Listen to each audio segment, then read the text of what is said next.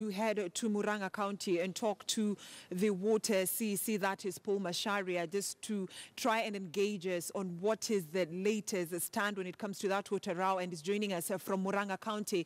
And Mr. Masharia, thank you so much for speaking to us here on KTN News Center. Before we begin this conversation, I'd like to ask you, where do we stand when it comes to the management of the Murang'a Water Company? Because early this year, you had a tussle with the former MD. Thank you very much. The tussle is still on. What is happening in Murang'a is that we are trying to align our water services providers with the constitution so that they are fully owned by the county government.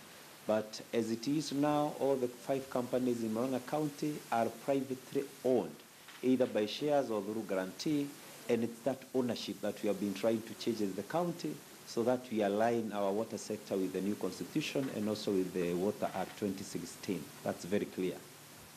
Right, and Mr. Masharia, thank you for that clarification. And as we speak right now, there's been a lot of row between the county government of Murang'a and, allow me to say, also the county government of Nairobi when it comes to the county governor of Murang'a, Mwangi Wairia, wanting Nairobi residents also to pay for the water services.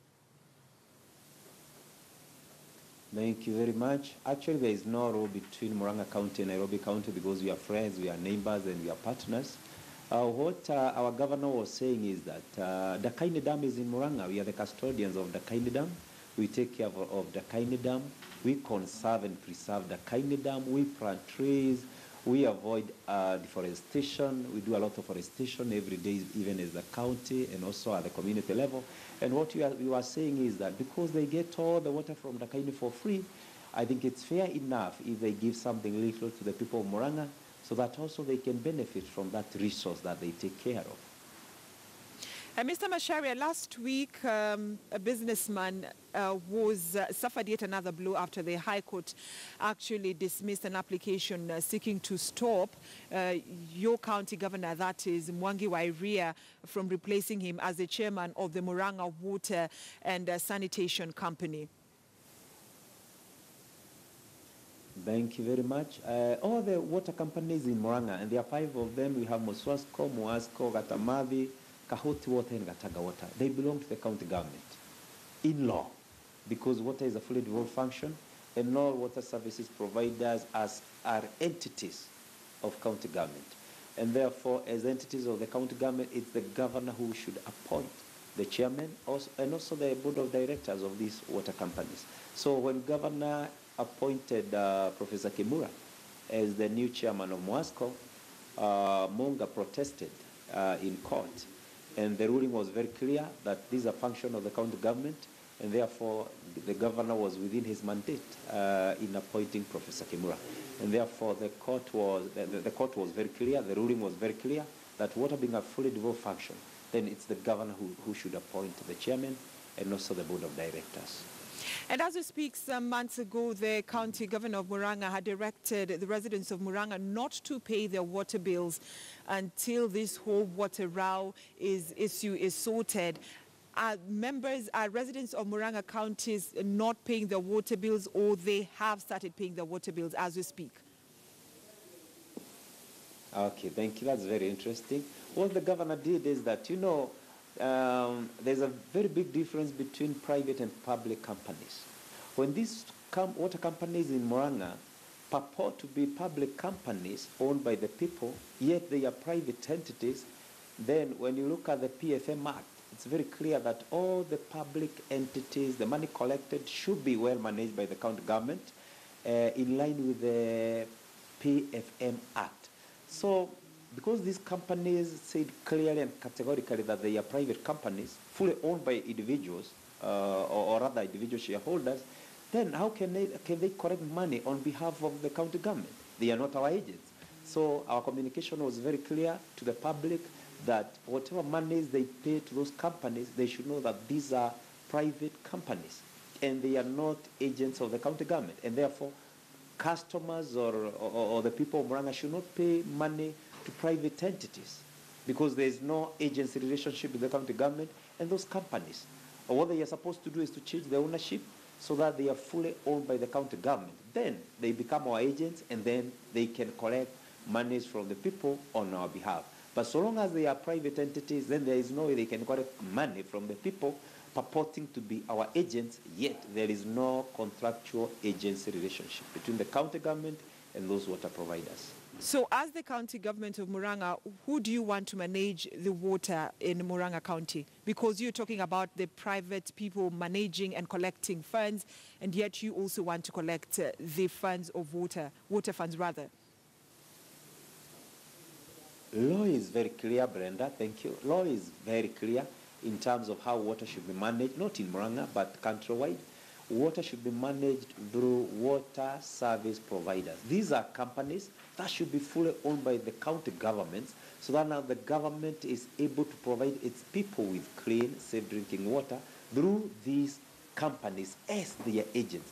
Therefore, the bone of contention has been ownership. Therefore, these companies must be 100% owned by the county government. I have a list here of all the 47 counties in Kenya, and you can imagine out of 47 counties, it's only 4 counties, Murang'a County, Nyandarua County, Lamu County, and West Pokot counties that have not complied. All the other companies are 100% owned by the county governments. You go to Kericho, you go to Nakuru, you go to Kiambu, it's only Murang'a. And therefore, what you are doing is to comply with the law, because the Constitution is very clear, Water Act is very clear, that these companies should be entities of the county government. If anything, we have even gazetted all the 5 companies, water companies in Murang'a, as entities of the county government. All right. And residents of Murang'a County have the right to this precious commodity. And there has been concern that as much as Murang'a County provides Nairobi County with water, some of the residents do not have access to this precious commodity. So what is the county government doing to ensure that accessibility of water is something that becomes a reality to your residents? Thank you very much. As the county government of Murang'a, we are mandated to give our people, in fact, it's a right to access clean, safe drinking water. And we have been doing through the water companies. And as much as there has been wrangles between the county government and these water companies, may I say that the provision of water services has not been affected at all.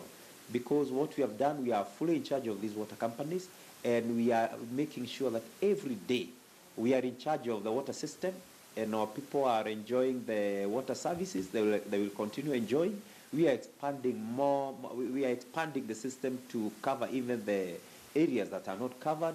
We are also partnering with donors, with well-wishers, with the Ministry of Water, to ensure that by 2020, at least 100% of our people should have access to clean, safe drinking water. And that is a commitment. Right, as we end up this conversation in a minute, so as we speak right now, where do we stand? Where does Murang'a County stand when it comes to resolving this water row? In a minute. Thank you. What we have done, and even as we talk now, we have a meeting with the board of directors from Gatamathi, from Kahoti, and from Gatanga. Right now, as we talk, the meeting is going on. And what we are doing is simply to look for a way of ending these wrangles by simply amending the memorandum and articles of association so that they reflect full county ownership, so that then we get into business. And that's what we are doing. But what they are doing, like Moasco, instead of cooperating with the county government, like there is this letter they did to WASREM for licensing, and the letter should be approved by the county government. So what the MD Moasco did, he did a letter purporting to have gone through the CEC water irrigation, that is my office, and signed. You can see the forged signature, and if you compare with my own signature, you find that there's a very big difference. So he forged the signature, he forged the stamp, and this letter did not come to my office, but when it went to ASREM, they contacted me, and of course I objected, and I did an official letter of objection saying that they should not be licensed because I did not approve. So right. I think we also need to be very genuine. We need to be very clear because this is a criminal offense. All right. All right. Thank you so much, Paul Macharia, the CEC Water of Murang'a County, just trying to paint for us a picture of the latest situation when it comes to that Murang'a water row, bringing us to the